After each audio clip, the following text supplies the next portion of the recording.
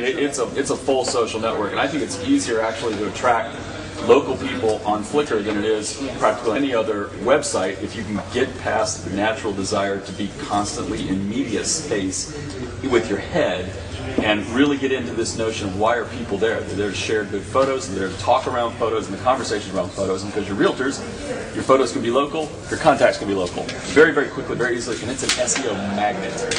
It's a what? SEO magnet. Well, how is it? It has such, it has such a high page rank.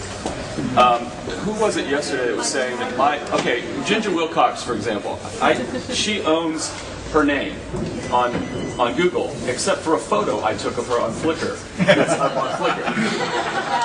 And so there's all of her other stuff, and then there's my photo of her from Flickr. So there are only so many places that you can be on that front page of Google. Google treats Flickr pages like a blog post. So they show up in that first page without having to go to images, without having to go to secondary pages. They show up on that front page.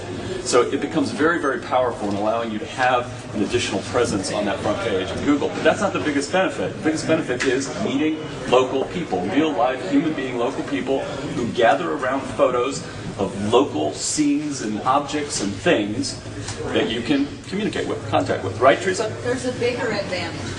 Oh, there can't be a bigger advantage. Yeah, there is. No, one of the things I've done with Flickr, I'm a Flickr freak. I love Flickr. I live, eat, and breathe Flickr. But there are local groups in your community, and if there aren't, you should start one. I'm in the Twin Cities area, and I belong to the Twin Cities Flickr group. And we meet in person, we go on photo walks.